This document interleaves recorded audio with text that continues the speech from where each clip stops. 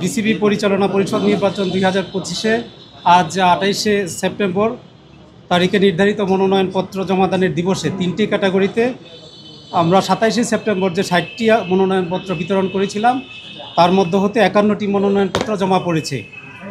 Category 1-এ 18টি, অর্থাৎ এখানে 25টি বিতরণ করেছিলাম, 18টি জমা পড়েছে। এর মধ্যে হচ্ছে ঢাকা বিভাগে 3টি, চট্টগ্রাম 4টি, খুলনা 2, রাজশাহী 4, রংপুর 3, বরিশাল 1 এবং সিলেট 1।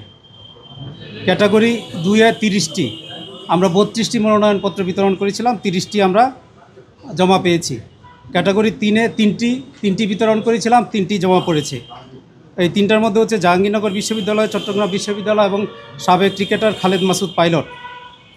আপনারা জানেন যে আগামী 29শে সেপ্টেম্বর মনোনয়নপত্র বাছাই ও তালিকা প্রকাশ করা হবে, অর্থাৎ আগামীকাল, এবং আগামী 30শে সেপ্টেম্বর প্রার্থিতা বাতিলের বিষয়ে আপিল গ্রহণ ও শুনানি গ্রহণ করা হবে এবং 1 অক্টোবর আমরা সকাল 10টা থেকে 12টা পর্যন্ত মনোনয়নপত্র প্রত্যাহার করা যাবে এবং ওই দিন বেলা 2টায় চূড়ান্ত প্রার্থী তালিকা প্রকাশ করা হবে। এই হচ্ছে মোটামুটি শিডিউল। ক্যাটাগরি 2-এ 32টি মনোনয়নপত্র আমরা বিতরণ করেছিলাম, তার বিপরীতে 30টি জমা পড়েছে বিভিন্ন ক্লাব এবং সংস্থা হতে। 18, 30 এবং 3, এই হচ্ছে 51টি। হ্যাঁ, খুলনা 2 জন পড়েছে। আমরা কে করেছে সেটা বলতে পারবো। মোহাম্মদ জুলফিকার আলী খান, খুলনা জেলা ক্রীড়া সংস্থা, আর খান আব্দুল রাজ্জাক, খুলনা বিভাগীয় ক্রীড়া সংস্থা। হ্যাঁ, উনি জমা দিয়েছেন। ওনার নাম হচ্ছে ভোলা জেলা ক্রীড়া সংস্থার মোহাম্মদ সাখাওয়াত হোসেন।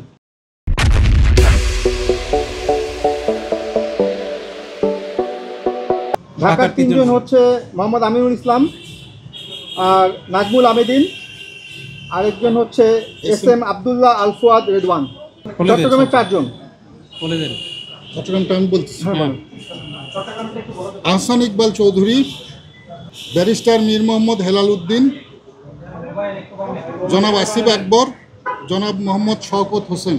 সিলেটে আপনারা জানেন ওখানে একজনই জমা দিয়েছেন, তার নাম হচ্ছে রাহাত শামস, সিলেট বিভাগীয় ক্রীড়া সংস্থা। হ্যাঁ, সিলেটেও একজন। এই আর রাজশাহীতে 4 জন, রংপুরে 3 জন। এটা তো রাজশাহীতে 4 জন, জনাব মোহাম্মদ হাসিবুল আলম, জনাব মোহাম্মদ মুখলেসুর রহমান, জনাব SM শামস মতিন, জনাব তৌহিদ তারিক খান। রংপুর বিভাগে 3 জন, জনাব মোহাম্মদ হাসানুজ্জামান, জনাব মোহাম্মদ রেহাতুল ইসলাম খোকা, জনাব মোহাম্মদ নূরে শাহাদাত স্বজন। আগামীকাল আমরা মনোনয়নপত্র বাছাই এবং খসড়া তালিকা প্রকাশ করব।